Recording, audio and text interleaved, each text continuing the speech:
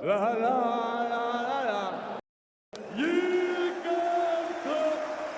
La la la la. October 4th, 2015. It all began with a 1-1 draw against Everton, a result that saw Rodgers sacked from the club. Brendan Rodgers is no longer the Liverpool manager. But it only took 4 days for the savior to arrive at Anfield from the heart of Signal Iduna Park. Now, the normal one was here. So I'm a totally normal guy. I'm the normal one. He had come to turn doubters into believers. You have to change from doubter to believer. Things didn't go smoothly at the beginning, even when the team's condition improved. A formidable rival in Manchester City stood in the way of the title. After that thrilling match against Dortmund, they were ready to become Europe League champions. It's really good work from the defender. Hello. And Koke steers this spins to Koke. Even in the Champions League, Salah's injury and Karius' mistakes prevented them from reaching glory. These defeats taught Klopp's boys the path to the victory. The first pick was winning the UEFA Champions League in 2019. It's incredibly difficult to reach the CL final again the season after losing it. But they returned to finish their unfinished business. From Alisson's save to that magical night at Anfield. The trophy was now in the captain's hands. But the Holy Grail was the Premier League title in 2020. Ending a 30-year wait was what everyone had been anticipating. A championship celebrated in an empty stadium. Jürgen achieved everything Liverpool wanted. He brought excitement back to Anfield. Alongside Pep, he created one of the most beautiful duels in football. But it seems we were nearing the end of this story. In his shocking departure announcement, Klopp honestly admitted that his energy is running out. What can I say to them? Running out of energy? He explained he could no longer be the spark the job required, and couldn't do it again and again and again. Know that I cannot do the job again and again and again. His exit was a strategic necessity for the long-term health of the club. Perhaps he himself understood it was time to go. Sometimes, to become immortal, you have to walk away. But this end was the beginning of a revolution. Liverpool's revolution didn't happen overnight. It was the result of a long-term strategy designed by a group of light minds behind the scenes. At the top of this pyramid are John Henry and Fenway Sports Group. Their ownership model, perfected with the Boston Red Sox baseball team, is based on intelligent, data-driven investments, not reckless spending. They took over a club on the brink of bankruptcy and brought it back to the top. The mastermind of this operation during the first era of success was Mikel Edwards. His strategy had two key parts. First, identifying players on the verge of their peak.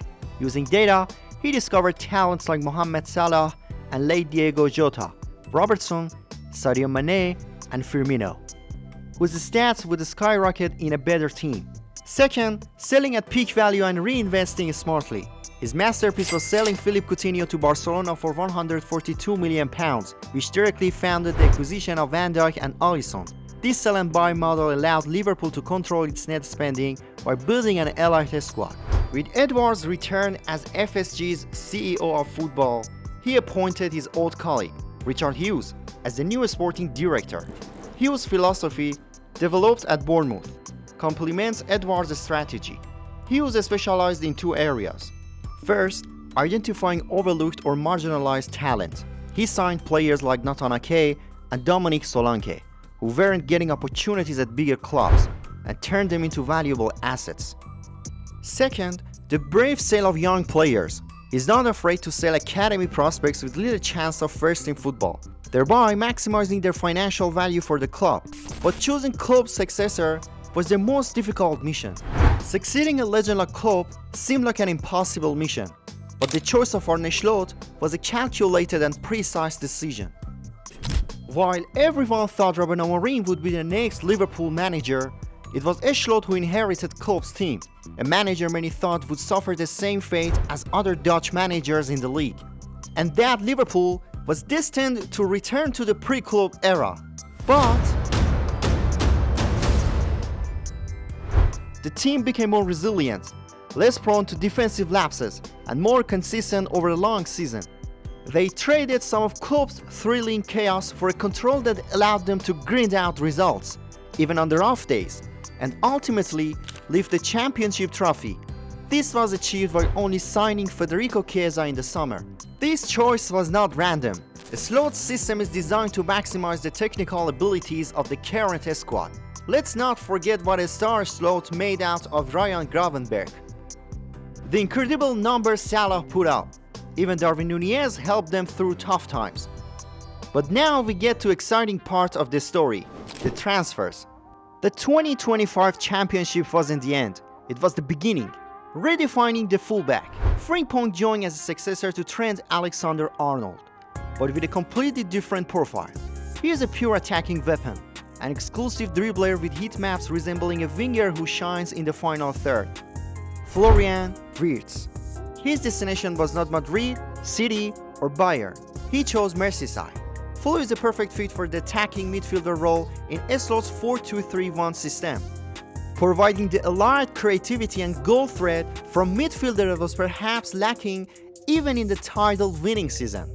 Wirtz is so technically gifted that he convinced FSG to pay 116 million euros for him. Milos Kerkez. Perhaps Robertson could no longer deliver his former quality and stamina. His mistakes had become too frequent, causing problems for the team. Tsimikas wasn't a reliable option either. Consequently, Hughes turned to his former protege at Bournemouth to cover this weakness. Hugo Ekitike. Do you doubt his quality? A good ball in and swept home by Hugo Ekitike. Do you doubt his goal-scoring powers? Ekitike still going, drives. That is an incredible goal. You don't think he was worth 19 million euros? I suggest you rewatch his games in a Liverpool shirt. Alexander-Isak. The record-breaking striker, the final piece of the puzzle. A modern complete forward. At 192 centimeters, he has a strong physical presence, but also possesses exceptional ball control, intelligent movement, and deadly finishing with both feet. Now, Liverpool has the top 2 goal scorers in the Premier League. By the way, did you notice that most of these players are under 25? The new season begins, and this transfer team must prove itself on the battlefield.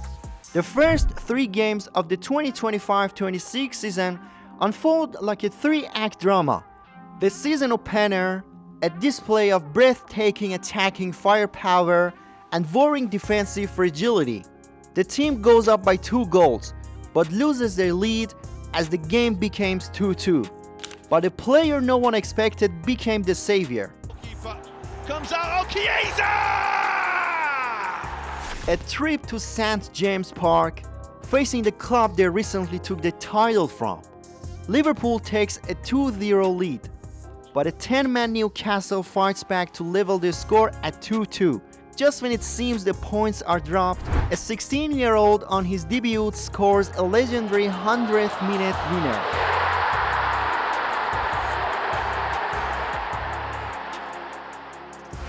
It's time to say hello to the new phenomenon of world football. The ultimate test against a powerful Arsenal side that is now a complete team. A spectacular free kick. Szoboszlai's hit! A magnificent goal. Anfield erupts as the rival is dispatched by a Szoboszlai rocket. It seems Liverpool have made a habit of finding redemption in the final moments. They even waited until the last second to beat Burnley. Atletico were the next team to burn in the hell of Anfield with a header from the captain. Now, we return to the initial question. That unsinkable gamble. Was it really a gamble? The answer is no. It was a master plan that had been in the making for years. From Klopp's emotional farewell to Slot's calculated appointment. From the 2025 championship to the ruthless upgrade of the squad. The storm of Klopp's departure has passed. The reign of the quiet conqueror has begun. This wasn't a rebuild, it was a re-revolution. The Anfield revolution is complete, and a new dynasty is dawning.